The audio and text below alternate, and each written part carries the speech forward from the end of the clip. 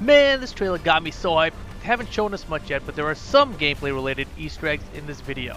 So let me give you a quick rundown of what was in the trailer, then let's get straight to the juicy stuff.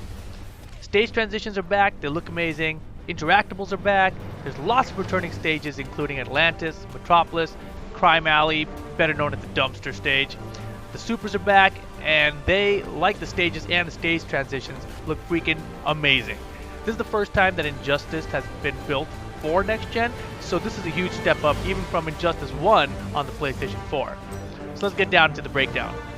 Number 1, new characters. We get our first look at Atrocitus here, but it's mainly him getting his ass kicked. The one attack they do show us, he does a spear tackle that he follows up by barfing on your face. We also get to see his super here. Neat, interesting, whatever. For Grodd, we see he's got some mind powers as expected. First few frames here show Aquaman is in a trance state, so it seems like he might have some Quan Chi-like abilities, and this right here is probably his throw or maybe even a command throw. For Supergirl, we see what's most likely her grab here, then something that looks like Superman's anti-air down forward 2 attack from Injustice 1 where he would fly up and catch the opponent before slamming them back down. Note here in this frame we actually also see the name of this bar, which is the new stage Ace of Clubs. Supergirl's laser beam also has her walking forward. I thought at first that it might be the meter burn version of this laser attack, but at the very first frame you can see that the laser starts in this frame, so you don't see a spark that it was like actually meter burn, so that's something to think about, pretty interesting. She also has a teleport, which is a pretty big deal. That's something that Superman never had. This here is Supergirl Super, looks freaking awesome. At first I thought it was maybe something from the story mode, but upon closer inspection it looks like she is definitely blasting Atrocitus through that meteor. But most importantly though, why does she look like Chucky? Number 2, the gear system. It's very hard from this trailer to figure out how it works, but there are some small potential hints, 2 specifically. And I say potential hints because I'm not sure if this was just designed for the trailer or if it's actually from the gameplay. Now, we see Grodd growl here and then his armor set changes. If this is actually gameplay related, then this might be some new variation on the Clash system from before. Maybe mid-match your armor changes and a new gear set is applied. They show the same thing happening here to Atrocitus as well. In much the same way, he lets out this yell, then he barfs at the sky as his armor gets bigger. I'm guessing those are actually gameplay clips, while this Batman clip they showed is the teaser that shows us what's possible with different types of armor and the colors cycling through. Now, the only place where we might have seen some of the gear system in use actually is in this stage transition between Batman and Superman. In Injustice 1, stage transitions were done with back 3, and for Batman, this was a huge jump kick. In this clip though, we see Batman geared up with green gauntlets, which we can only assume are kryptonite based, and he does this punch-like attack that triggers the stage transition.